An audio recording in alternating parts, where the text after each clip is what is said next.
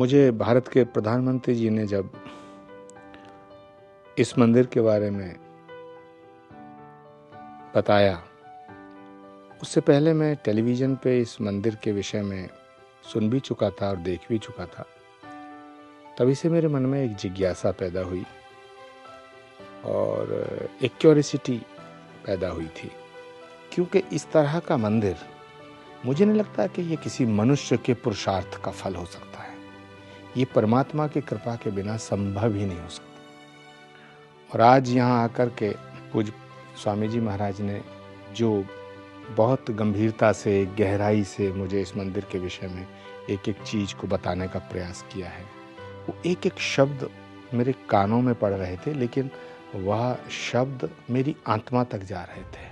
मेरे मन में हज़ारों ख्याल चल रहे थे, हज़ारों तरंगें, इतनी तरंगें, इतने ख्याल, इतने विचार भीतर आ गए कि फिर मुझे उनको नियंत्रित करने के लिए मेडिटेट करना पड़ा।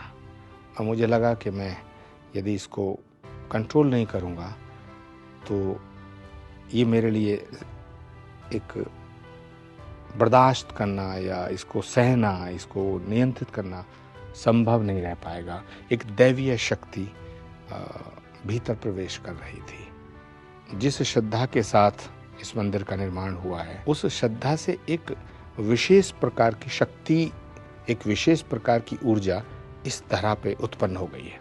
भौगोलिक दृष्टिकोण से, मानवीय दृष्टिकोण से, सेवा के दृष्टिकोण से, श्रद्धा के दृष्टिकोण से, संस्कारों के दृष्टिकोण से और आस्था के दृष्टिकोण से मुझे लगता है कि ये दुनिया का एक विलक्षण मंदिर है। आबू धाबी का ये मंदिर, मुझे लगता है कि ये युगों युगों तक पूरी मानवता को, सिर्फ हिंदुस्तान के लिए नहीं, सिर्फ यूएई के लिए नहीं, किसी पर्टिकुलरली एक स्थान के लिए नहीं, किसी पर्टिकुलरली एक मजहब के लिए नहीं, किसी पर्टिकुलरली एक धर्म के लिए नहीं, किसी एक संप्रदाय के लिए भी नहीं, मुझे लगता है कि पूरी मानवता को अपने भीतर समेटा है। जो 5 महाभूत हैं वो भी उनका दर्शन, तमाम पृथ्वी से लेकर के आकाश, जल, अग्नि, सारे तत्वों का, सारे शास्त्रों का, सारी किताबों का, सारे ग्रंथों का, मर्यादा पुरुषोत्तम भगवान राम से लेकर के भगवान श्री कृष्ण, जगन्नाथ, अयप्पा, सब राम दरबार, सबको समेट करके एक जगह ले आए हैं।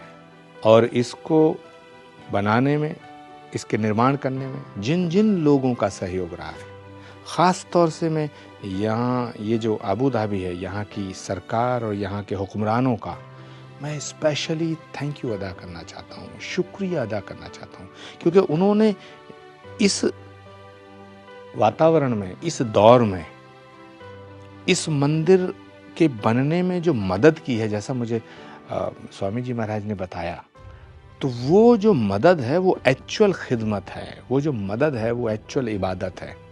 बिकॉज हमारा शास्त्र कहता है ईशावास्यमिदं सर्वम यत् किंचित जगत्याम जगत, और विश्व बंधुत्व का उद्घोष, वसुधैव कुटुंबकम की बात, ये हमारे शास्त्रों में है। लेकिन आबू धाबी के सुल्तान, आबू धाबी के किंग ने जो ये मंदिर बनाने में अपनी मदद की है, उनकी इस मदद से युगों युगों तक ये मैसेज जाएगा कि एक्चुअली जो इस्लाम है वो दूसरे धर्मों का सम्मान करना सिखाता है।